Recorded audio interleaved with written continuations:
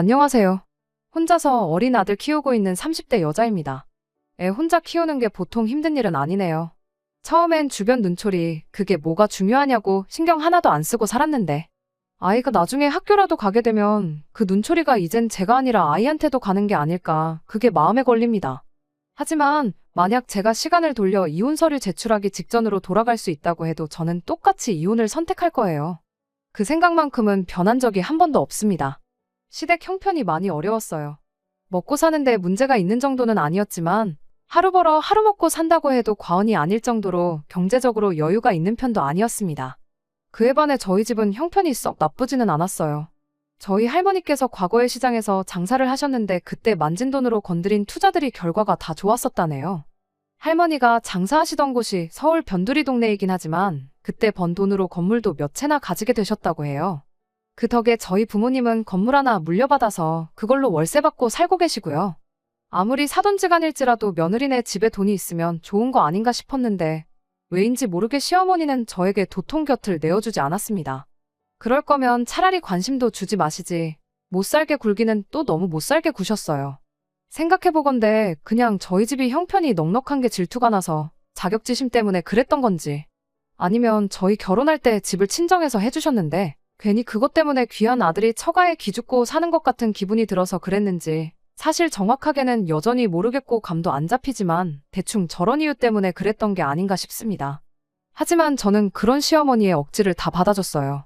남편이 중간 역할 잘해줬다면 더할 나위 없이 고마웠겠지만 괜히 애매하게 남편이 나섰다간 시어머니가 아예 대놓고 남편을 얼마나 휘어잡고 사냐고 눈치를 주고 더 크게 화를 내셨다 보니 오히려 역효과만 나는 상황이었습니다.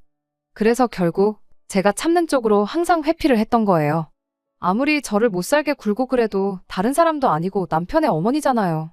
저랑 시어머니 사이가 안 좋으면 중간에서 가장 난처할 사람은 다른 사람이 아니라 제 남편이었을 테니 괜히 고부간의 문제를 가지고 집까지 끌어들여서 남편하고도 사이가 나빠지지는 말자는 생각이었죠. 꼴불견 시짜짓이란 시짜짓은 다 골라서 하시던 분이 저희 시어머니였습니다. 집이 그렇게 먼 것도 아닌데 그놈의 안부 전화는 매일같이 받아야 하는 분이셨죠. 시댁에도 달에 한 번씩은 찾아뵙는 식이었는데 저희가 시댁에 오는 날이면 날마다 뭐 없는 일거리도 찾아서 만들어 놓으시고 그랬어요. 멀쩡한 세탁기 두고 이불은 밟아서 빨아야 한다며 욕조에 세제 풀어서 물 받아놓고 기다린다던가 김치는 갓 담근 게 제일 맛있다며 배추 3포기씩 절여놓고 기다리신다던가 하는 식이었죠. 한 번은 이웃분들 만두 좀 해드려야겠다고 만두만 300개 넘게 빚은 적도 있었죠. 남편이 나서서 자기도 같이 돕겠다고 하면 밖에 나가 힘들게 돈 벌어오는 사람이 주말까지 일을 해서 쓰겠냐며 꼭 그렇게 저한테만 일을 시키곤 했어요. 저희가 맞벌이이긴 했지만 저는 아이가 태어나고 나서부터는 육아를 이유로 재택근무를 시작했거든요. 집에서 일을 하는 게 시어머니 눈에는 편하게 돈을 번다고 여겼던 거죠. 물론 집에서 일하는 게 매일같이 회사 출퇴근하는 것과 비교하면 체력적으로는 조금 더 편한 건 사실입니다만 저는 아이 돌보면서 제 일까지 해야 했으니 따지고 보면 재택근무라고 해서 무조건 더 편한 게 아니었거든요. 말씀드렸다시피 남편이 중간 역할을 하려고 나설 때면 시어머니는 저뿐만 아니라 남편한테도 불같이 화를 냈다 보니 그날은 하루 종일 시댁에서 전쟁을 치르고 오는 느낌이었습니다. 오히려 남편이 어중간하게 돕겠다고 나서면 나서는 대로 저는 더 피곤했고 분쟁만 더 커지는 시기라서 그냥 제가 혼자서 속으로 눌러 참고 견뎌냈어요. 그때 결혼 초반이기도 했고 시어머니도 저희 아이를 손주라고 엄청 이뻐해 주시긴 했었거든요. 아마도 그때가 결혼 생활 중 시어머니와 가장 가깝게 지내던 유일한 순간이었을 거예요. 아무튼 한 달 남짓밖에 안 되는 짧은 시간이었지만 시어머니와 잘 지냈었던 기억도 잠깐이나마 있었기에 저만 잘한다면 언젠가는 이런 시어머니와의 관계가 개선되리라 굳게 믿고 그렇게 하루하루 버티고 있었습니다. 하지만 날이 갈수록 상황은 악화되기만 했지 좋아지는 기색이 보이질 않았어요. 그나마 회사 때문에 혼자 나가 살던 신우가 이직을 이유로 시댁에 다시 들어와서 살게 되었는데 그나마 신우가 알게 모르게 제 편을 들어줘서 시집살이의 난이도가 조금씩 줄어드는 게 희망이라면 희망이었죠. 시어머니가 저한테 굳은 일을 시킬 때면 신우가 나서서 시어머니를 말려줬거든요. 나도 언젠가 결혼해서 남의 집 며느리가 될 텐데 시댁 올 때마다 시어머니가 이렇게 고생시킨다고 생각해보라며 일 시키는 시어머니를 뜯어말려주곤 했어요. 덕분에 시어머니가 준비하는 강제노동의 강도가 조금 줄어들기는 했습니다. 하지만 우리 시어머니를 누가 이기겠어요. 일의 강도가 약해졌을 뿐이지 저 올 때마다 온갖 귀찮은 일은 일대로 준비해서 다 저한테 시키고는 했습니다. 언젠간 나아지겠지라는 생각으로 몇 년을 버텼는데 남편이 나서도 신우가 나서도 나아지는 게 하나도 없었다 보니 저도 생각을 달리 하게 되었어요. 제가 이렇게까지 해서 시어머니와 잘 지내게 된다고 한들 얻는 게 뭐가 있겠나 싶었던 거죠. 자식들이 그렇게 말해도 그렇게 고집을 부리시는 분인데 제가 군소리 없이 시댁에서 시집살이를 견뎌낸다고 한들 나아질 관계였다면 진작에 나아졌겠지 싶더라고요. 그런 생각을 갖게 된 이후부터는 시어머니가 전화로 저한테 욕짓거리를 하던 말던 안부 연락도 손을 놓아버렸어요. 한 달에 한 번 시댁에 가던 것도 남편만 혼자 보내기 시작했고요. 저는 이따금씩 한 번 정도 같이 다녀올 생각이었습니다. 남들 하는 만큼만 하자, 이런 생각이었죠. 그렇게 2달 정도 남편만 혼자 시댁에 보냈을까? 하루는 아침에 남편 출근시키고 나서 아침 운동을 하려고 요가 매트 깔아놓고 이런저런 준비를 하고 있었던 때였어요. 갑자기 누군가가 문을 주먹으로 쾅쾅 두들기더라고요. 문 열어라 하면서 호통을 치는데 시어머니의 목소리였습니다. 남편 직장 특성상 출근 시간이 들쭉날쭉한 편이에요. 그런데 남편이 출근하고 딱 5분 정도 지나서 저러는 걸 보니 밖에서 아들 출근하는 거 기다렸다가 나가는 거 확인하고 저 혼자 집에 있는 거 알고 나서 찾아온 건가 싶더라고요. 저야 출근하는 게 아니다 보니 집에 있다는 건 당연히 알고 오셨을 테고요. 그렇다고 이웃분들 눈치도 있고 저렇게 두면 언제까지고 계속 문을 두드릴 텐데 민폐 끼치기 싫어서 그냥 문을 열어드렸습니다. 시어머니는 집에 들어오자마자 누가 보면 제 머리채라도 곧바로 낚아챌기새로 성큼성큼 들어오더군요. 제가 운동하려고 준비해놓은 걸 보고는 아주 팔자가 편하다고 하면서 다짜고짜 저한테 너는 어른 알기를 얼마나 우습게 알길래 이렇게 얼굴 보기가 힘드냐. 너, 네 부모한테도 그렇게 하느냐 하면서 집에서 뭘 가르쳐서 시집을 보냈길래 어른을 이렇게 푸대접을 할 수가 있느냐며 고래고래 소리를 지르더군요. 그날 저도 인내심의 한계를 느껴서 지지 않고 시어머니한테 한마디 했어요. 그간 제가 어머님한테 못한 게 뭐가 있다고 이러시냐고요. 할 말도 없어서 그냥 끊는 게 일인 안부 전화도 매일같이 드렸고 억지로 시키는 온갖 자비할 때도 싫은 소리 한 번 안 하고 묵묵히 다 하지 않았느냐고요. 시어머니는 뭐 며느리면 당연히 해야 할 도리를 가지고 유세를 떠냐며 바로 반박을 하더군요. 내 아들이 벌어오는 돈으로 편하게 일을 하고 있으면 마땅히 시댁에 해야 할 도리를 다 해야지 고마운 줄은 모르고 은혜를 웬수로 갚냐며 목에 핏대를 세우시는데 결국 치사하지만 저도 최후의 방법을 쓸 수밖에 없었습니다. 며느리 도리 이야기 한 번 잘 꺼내셨다고 저는 여태껏 잘하고 있다 생각했는데도 모자다 하시면 여기서 얼마나 더 잘해야 되는 건지 저는 모르겠다고 했습니다. 그냥 이참에 속 편하게 며느리 노릇하는 거 그만두겠다고 한마디 했죠. 오늘부로 시댁에 매달 보내던 생활비부터 끊어버리겠다고 으름장을 놓았습니다. 시어머니가 따로 일을 하고 계신 게 아니었다 보니 신우랑 남편이 결혼 전부터 시어머니 생활비를 따로 챙겨드리고 있었거든요.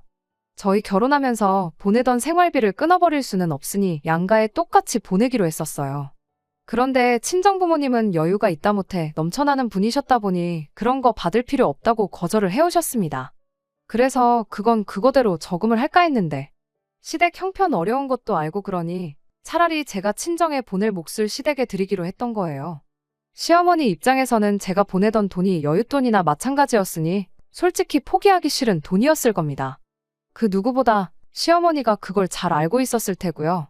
제 예상대로 그 말이 나오자마자 시어머니가 조용해지더라고요.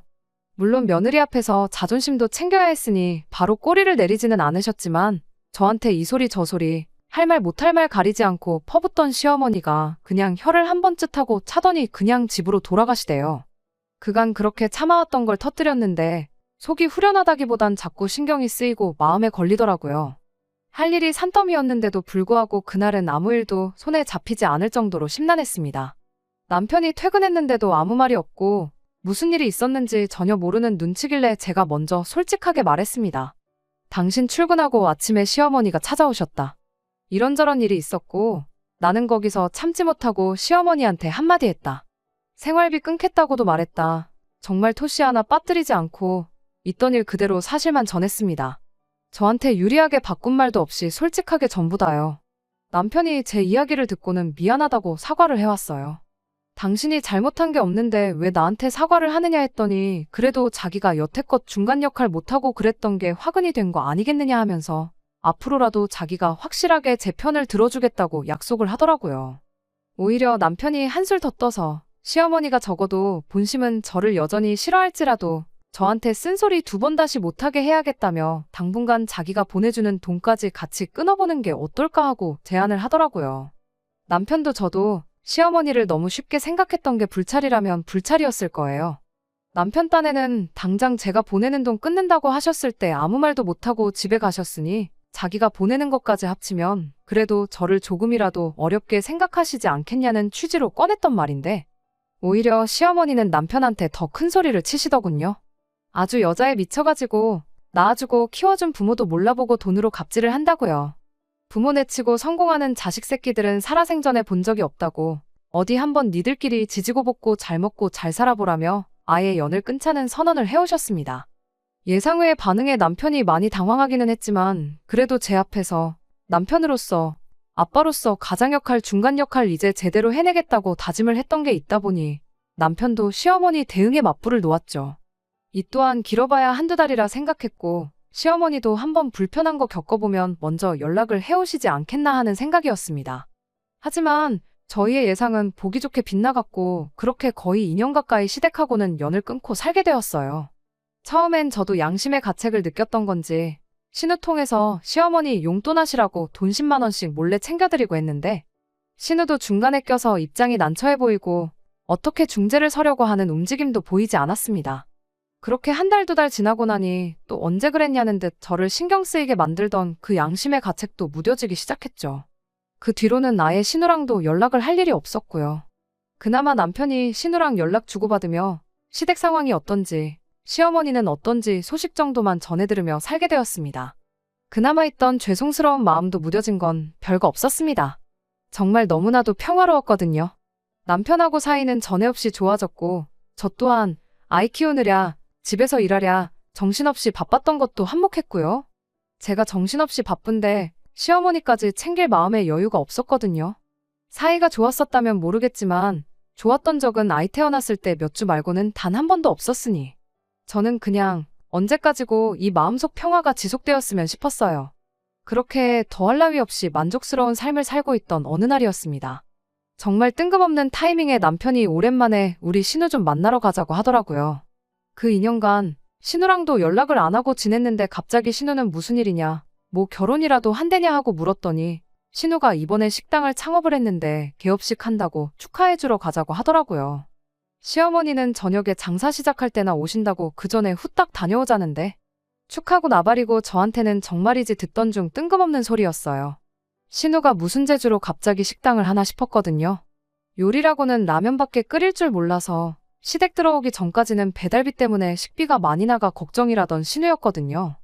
요리의 요자도 모르는 신우가 난데없이 식당을 창업했다는데 축하하는 마음보다 걱정이 앞섰습니다. 심지어 그때 당시가 끝물이긴 하지만 코로나 때문에 자영업자들 타격을 많이 보던 시기였었거든요. 뉴스에는 잘 나가던 자영업자들도 손님이 없어서 나가 떨어진다는 소식만 날마다 보도되던 시기였는데 무슨 생각으로 식당을 오픈했나 싶었죠. 그런데 또 문제는 거기서 끝이 아니었습니다. 시댁이 형편이 넉넉한 것도 아니고 그렇다고 신우가 직장 생활하면서 돈을 알뜰하게 모으는 스타일도 아니었거든요. 게다가 한 직장 우직하게 다니지 못하고 이게 마음에 안 든다, 저거 배우면 돈을 잘 번다더라 하면서 틈만 나면 이직하겠다고 멀쩡히 잘 다니고 있는 회사 그만두고 새 회사로 옮겨 다니던 신우였으니 더더욱이 무슨 돈이 있어서 창업을 했나 싶었어요. 아무리 당시에 나가 떨어지는 식당이 많고 상가에는 공실이 넘쳐난다고 하던 시기였지만 창업하는 게 돈이 한 푼 두 푼 드는 게 아니잖아요. 그거 다 빚내서 했을 텐데 또 대출은 아무나 받나요? 무슨 돈이 있어서 창업을 했나 싶었는데 남편이 대수롭지 않게 창업자금은 자기가 보증을 서주고 대출을 받아서 차렸다고 하는 겁니다. 그 말 듣자마자 반사적으로 남편한테 미쳤냐고 소리를 질렀습니다. 시어머니가 시자짓할 때 신우가 몇 번 제 편을 들어줬던 건 고마운 일이지만 그거 고맙다고 해서 저한테 상의 한마디 없이 신우 빚보증을 서줬다는 것부터 용서를 할 수가 없었어요. 물론 저한테 상의를 했었다고 해도 당연히 그렇게 하라고 하지도 않았을 테지만 적어도 저한테 물어라도 봤었다면 어떻게 친정부모님 손을 빌리든 해서 다른 방법을 모색했을 거 아니냐고 한마디 했죠.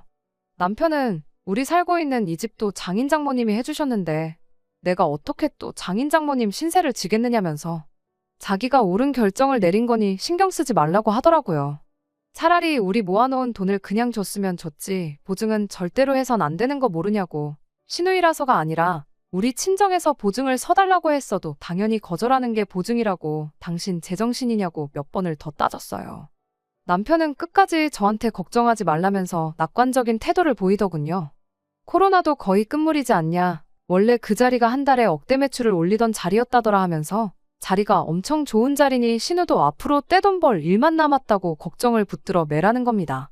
물론 잘 되면야 좋은 거지만 그 근거 없는 확신이 더 무서웠어요. 한 달에 억대 매출을 올리던 자리였다면 왜 그 자리가 공실이 나 있던 건가 생각은 안 해본 건지. 생각한 대로 이루어지면 이 세상에 망하는 사람이 어디 있겠어요. 머릿속에서 희망회로만 잔뜩 굴리고 있으니 진짜 봐야 할 건 안 보고 잘 되겠지 하고 넋놓고 있는 꼴을 보니 정말 답답해 미치겠더라고요. 그리고 신우가 무슨 음식을 할 줄 안다고 식당을 하냐고 했더니 그건 걱정 말라면서 음식은 시어머니가 하기로 했다는 이야기까지 해주더라고요. 산 넘어 산처럼 들렸는데 남편은 어떻게든 저한테 자기가 굳게 믿고 있는 맹신을 저한테도 세뇌시키려고 안달이었습니다. 시어머니가 음식을 하고 신우가 경영을 한다는 소리에 정말 억장이 다 무너지는 기분이었어요. 제가 도무지 화를 풀지 않으니 그때 돼서 남편이 감정에 호소를 하기 시작했습니다. 하나뿐인 가족인데 어떻게 모른 척을 하냐고 하면서 지난 2년 동안 우리가 시댁의 생활비를 끊었던 걸 생각해보라더군요. 그동안 신우 혼자 벌어서 시어머니 모시고 산다고 엄청 고생이었다더라. 돈은 돈대로 생활비에 써야 하니 모이질 않고 있고 말은 안 했는데 신우가 처한 상황 때문에 결혼을 전제로 만나던 사람도 있었는데 결혼도 무산이 되었다더라 하면서요. 보증 하나 서줬을 뿐이지 신우가 대박내서 갚으면 끝나는 건데 가족이 되어서 응원은 해주질 못할 망정 개업하는 날부터 망하면 어떡하냐고 악담을 퍼붓고 있냐고. 네가 그러고도 한 가족이라도 할 수 있냐고 아주 눈에는 눈물까지 맺혀가며 열변을 토하는 겁니다. 우리가 할 일은 가서 개업 축하해주고 가끔씩 가서 매상 올려주고 지인들한테 한번 와달라고 가게 홍보해주고 하면서 원발치서 응원만 해주면 되는 건데 그게 그렇게 힘든 일이냐 하면서 따지고 드는데 저 사람 머릿속에 들은 게 뇌가 아니라 무슨 꽃밭이 들어있는 건가 싶었네요. 아무리 생각해도 신우 보증서 주는 걸 저한테 상의 없이 했다는 사실이 그것만 생각하면 배신감에 온몸이 떨릴 정도였습니다. 그래서 제가 당분간 당신은 시댁에 가 있으라고 했어요. 내 마음 정리되면 부를 테니 시댁에 가 있으라고요. 가족끼리 돕는 게 당연하다고 하지 않았느냐고. 시어머니가 나를 가족으로 대해준 적이 한 번도 없는 것 같으니 그렇게는 못하겠다고. 그러니 당신 혼자라도 가서 가족들 도와주면서 살고 있으라고 했어요. 제 말에 남편은 뭐 어쩌자는 거냐며 지금 별거 하자는 거냐 뭐 이혼이라도 하자는 거냐며 큰 소리를 떵떵 치기 시작했습니다. 적반하장으로 나오는 꼴을 보니 말로 해서는 안 될 것 같아서 지금 상황이 바뀌는 게 아니라면 차라리 이혼을 하는 게 마음 편하겠다고 저도 강하게 나갔습니다. 애초에 이런 중요한 일을 상의 한마디 없이 맘대로 하는 사람하고 어떻게 부부 사이라고 할 수 있겠냐고요. 남편은 끝까지 가족끼리 돕지는 못할 망정 끝까지 악담을 퍼붓고 모르는 척을 하냐며 그런 사람인 줄 몰랐다고 그까짓 이혼해주겠다고 하더라고요. 대신 아이는 자기가 데려가서 키울 테니 그렇게 알라고 으름장을 놓는 겁니다. 애는 뭐 데려가면 알아서 혼자 크냐고 어디 자신 있으면 한번 해보라고 했습니다. 시어머니 신우 가게에 얽매여 있으니 애는 당신이 봐야 할 텐데 사람을 써서 키우던 당신 맘대로 하라고요. 그러다 내 말대로 신우 가게가 망하기라도 한다면 당신 혼자 벌어서 빚도 대신 갚아주고 시댁 식구들의 우리 애까지 당신 혼자 벌어서 다 해야 하는데 그때 돼서 후회나 하지 말라고 했어요. 남편은 그제서야 정신을 차렸는지 아무 말도 못하더군요. 하지만 이혼이란 말을 그렇게 쉽게 꺼낸 남편을 저한테 상의 한마디 없이 거액의 빚 보증을 해준 남편을 더 이상 신뢰하고 살 수가 없다는 생각이 들었습니다. 그래서 말이 나온 대로 하루빨리 이혼을 준비하기 시작했어요. 남편이 결국 아이는 포기하겠다고 나왔는데 포기하긴 뭘 포기하냐고. 애 다 클 때까지 매달 양육비는 늦지 말고 보내라고 한마디 해줬습니다. 집도 친정에서 해준 집이었고 생활비 제외하고는 돈도 각자 알아서 관리하고 있었다 보니 남편은 자기 짐 챙겨서 나가기만 하면 되었던 상황이라 정리하는 것 자체는 그다지 오래 걸리지 않았습니다. 시댁이랑 연 끊은 뒤로 2년간 정말 더할 나위 없이 행복하게 지냈던 우리였는데 하루아침에 이혼을 하고 나니 엄청 허무하더군요. 하지만 그것과는 별개로 제 인생은 크게 달라지는 게 없었습니다. 아이 키우며 일하며 다시 바쁘게 살다 보니 남편의 부재가 점점 희미해져 갔어요. 이혼 후 1년 반 정도 지나서 언젠가부터 남편이 아이 양육비를 보내오지 않았습니다. 그래도 애아빠라는 책임감 때문인지 양육비는 밀리지 않고 보내던 사람인데 뭔가 이상해서 알아봤더니 제 예상대로 신우가 창업한 식당이 망해 없어졌더군요. 코로나만 끝나면 월 매출 1억은 일도 아니라더니 그 어떤 재미도 못 보고 찾아온 불경기 덕분에 오히려 매출은 코로나 때보다 더 아래로 떨어졌다고 하더라고요. 대박나서 갚을 거라던 그 돈은 구경도 못하고 이제는 남편도 같이 그 빚을 갚는 신세가 되어버린 거죠. 그나마 다행인 건 시어머니의 신우까지 일을 하면서 온 가족이 힘을 합쳐서 그 빚을 갚고 있다는 사실이겠네요. 한 가족 하더니 저 빼고 가족들끼리는 그런 끈끈한 의리가 있었나 봐요. 뭐 그러니까 저한테 말도 없이 보증을 서줬던 거겠지만 말이죠. 그런 상황을 알고 나니 일말에 정이 남아있어서 그랬나 차마 양육비를 보내라고 독촉은 못하겠더라고요. 당장 제 벌이만으로도 사는데 모자란 게 하나 없었으니 괜히 양육비 달라고 연락해서 내가 혹시 돈이 모자라서 그러나 하는 느낌도 주기 싫었고요. 셋이서 밤낮 없이 일해서 돈을 갚고 있다고 하는데 빚 다 갚으면 그래도 애아빠인데 어련히 양육비 안 보내주겠나 싶어서 그냥 말을 아꼈죠. 그렇게 반년이 또 지나 얼마 전이었어요. 여전히 남편한테서 양육비는 들어오지 않고 있었고 최대한 신경 쓰지 않으려 하고 있었습니다. 그런데 연락이 와야 할 남편이 아니라 시어머니한테서 연락이 왔어요. 과거에는 안부 전화 먼저 안 하면 세상이 무너질 것처럼 하셨던 분이 웬일로 제 안부를 다 묻더라고요. 형식적인 대답만 하고 왜 전화하셨냐고 단도직입적으로 물었어요. 혹시나 애아빠한테 무슨 일이 생겨서 연락한 건가 싶어서 받은 전화였거든요. 시어머니는 요즘 사는 게 어떻고 저떻고 혼자서 횡설수설하더니 결국 마지막에는 돈 이야기를 꺼내더군요. 자식들 둘이 미래를 포기하고 빚을 갚고 있는데 그걸 보니 안쓰러워 죽겠다면서 조금이나마 제가 도와줬으면 싶다는 거예요. 그걸 같이 갚을 생각이 없었으니까 이혼한 건데 왜 이제 와서 그런 말씀을 하시느냐고 했죠. 저한테 땡전 한 푼 뜯어낼 수 없다는 걸 깨달았는지 시어머니가 평소 모습으로 돌아와서 저한테 큰 소리를 치기 시작하더군요. 저보고 며느리면 응당해야 할 걸 안 하고 내뺀 거 아니냐고. 시댁 등지고 2년간 해야 할 도리를 안 하고 살았으니 이혼의 사유가 너한테 있는 거 모르냐며 이제 와서 위자료라도 받아야겠으니 2년간 시댁에 안 보냈던 생활비 2천만 원을 일시불로 입금을 하랍니다. 안 그러면 법대로 하겠다길래 시어머니한테 한마디 했어요. 협의 이혼했는데 왜 이제 와서 위자료 타령이냐고요? 돈 때문에 전화한 거면 제가 드릴 상황이 아니고 애아빠가 양육비 안 보낸 게 몇 달치 밀려있으니 그거나 빨리 확인해서 보내라고 전해달라고 했습니다. 법대로 해야 할 사람은 어머님이 아니라 저인 것 같다고 또 이런 연락하시면 저도 한번 변호사부터 알아봐야겠다고 한마디 했죠. 시어머니는 아무 말도 못하고 전화를 끊어버렸어요. 사실 법대로 할 생각은 없었습니다. 할 거면 진작에 했겠죠. 더 이상 얽히고 싶지 않아서 제가 눈 감고 있었던 건데 왜 가만히 있는 저를 자극하나 싶었네요. 웃긴 건 제가 정말 소송이라도 걸 줄 알았는지 바로 며칠 지나지 않아서 남편이 밀렸던 양육비 일부를 보내왔어요. 일단 이것밖에 없다고 천천히 주겠다는 문자 한 통과 함께요. 그날을 마지막으로 시댁에서는 다행히 아무런 연락이 없습니다. 남편은 조금씩이긴 하지만 양육비 일부를 계속 보내주고 있는 상황이고요. 좋은 사람이긴 했지만 남편 때문에 시댁에 발목 잡혀서 평생 시달리고 살았을 거 생각하면 정말 이혼하기를 잘했다는 생각밖에 들지 않네요. 더 늦지 않게 10월드 탈출해서 다행입니다. 비록 이혼했다는 꼬리표와 함께 아이도 아빠 없이 자라게 하는 게 여전히 마음에 걸리긴 하지만 평생을 불행하게 사는 것보단 당당하게 제 인생 살면서 확실한 행복을 찾으려고요. 끝까지 들어주셔서 감사합니다. 오늘의 사연은 여기까지입니다. 구독과 좋아요, 알람 설정 부탁드리고 더 좋은 사연으로 다시 찾아뵙겠습니다. 감사합니다.